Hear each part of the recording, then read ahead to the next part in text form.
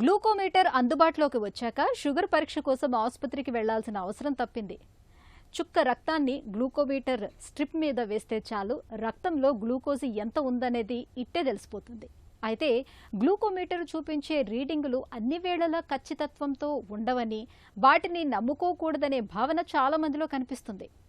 Glucometer పరీక్ష కంటే ఆసుపత్రి లేదా డయాగ్నోస్టిక్స్ సెంటర్కు వెళ్లి షుగర్ పరీక్షని చేయించుకోవటమే మంచిదని అనుకుంటారు. అసలు ఈ నమ్మకంలో నిజమెంత? గ్లూకోమీటర్ రీడింగ్ల గురించి డాక్టర్ ఏం చెప్తున్నారో ఇప్పుడు విందాం. ఈ గ్లూకోమీటర్లు అనేవి ఏంటంటే గ్లూకోజ్ మీటర్లు.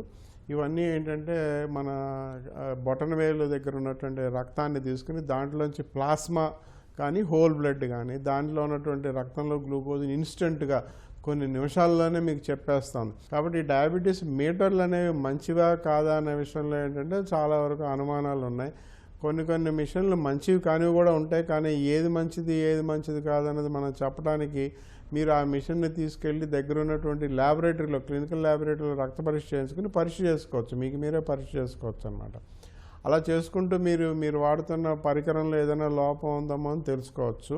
తర్వాత మరో విషయం ఏంటంటే మనం చేసే పద్ధతిలో ఎన్నో రకాల లోపాలు ఉంటాయి అన్నమాట. అంటే మీరు బొటనవేలు దగ్గర రక్తం తీయటానికి మీరు ఒక సూదితో గుచ్చినప్పటి నుంచి కూడా ఒకసారి మీరు సూదితో గుచ్చినప్పుడు రక్తం రాకపోతే మీరు ఆ బొటనవేలుని గట్టిగా నొక్కి రక్తం తీయడానికి ప్రయత్నిస్తారు కదా. అలా చేయటం వలన రక్తంతో పాటు దాంట్లో ఉన్నటువంటి ద్రవాలు కూడా బయటకు వస్తాయి. కాబట్టి రక్తంలో గ్లూకోజ్ యొక్క పరిమాణం తగ్గుతుందన్నమాట. అలా కాకుండా దాని మీద చేతితో రుద్ది, స్పిరిట్తో రుద్ది, బాగా రుద్ది ఎర్రగా చేసి తర్వాత రక్తం తీశారనుకోండి, రక్తంలో గ్లూకోజ్ ఎక్కువ కనిపిస్తుంది. ఎందుకంటే ఆ దగ్గరగా ఉన్నటువంటి ఆ లోకల్ టిష్యూస్లో ఉన్నటువంటి పదార్థాలు కొన్ని ఎక్కువ, అది ఎర్రగా ఉంటుంది కదా. ఎర్రగా ఉండటం అంటే గ్లూకోజ్ పెంచుతోందని అర్థం అనమాట. ఇలాగా మనం చేసేటువంటి పద్ధతుల్లో ఎన్నో రకాల లోపాలు, ఎన్నో రకాల వ్యత్యాసాలు ఉండటం వలన గ్లూకోజ్ రిపోర్ట్లు కూడా తేడాగా కనిపిస్తూ ఉంటాయి. అలాగే చాలా మిషన్స్ ఏంటంటే ఫ్రీ ఫ్లోయింగ్ బ్లడ్ దాని మీద పడాలంటే మీరు దాన్ని అంటుకోకుండా మీ యొక్క రక్తం పెద్ద రక్త బొట్టు వచ్చి దానికదే దాని మీద పడాలని చెప్తారు మరి చాలా మిషన్స్లో. కొత్తగా వచ్చే మిషన్స్ అలా లేవు, ఊరికే అంటించినట్లయితే అదే పీల్చుకుంటా ఉంది లోపలికి. కొత్తగా మిషన్లు అలా ఉన్నాయి. పాత మిషన్లు ఏంటంటే రక్త బొట్టు పడాలి.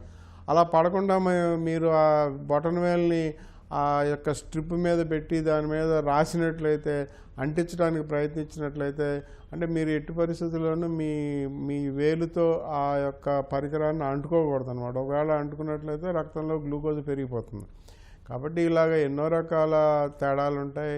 మనం చేసే పద్ధతిలో ఉన్నటువంటి వ్యత్యాసాల వలన మన రక్తంలో గ్లూకోజ్ వేరేగా, ఎందుకంటే చిన్న తప్పు చేసినా కూడా అందులో తేడా కనిపిస్తుంది.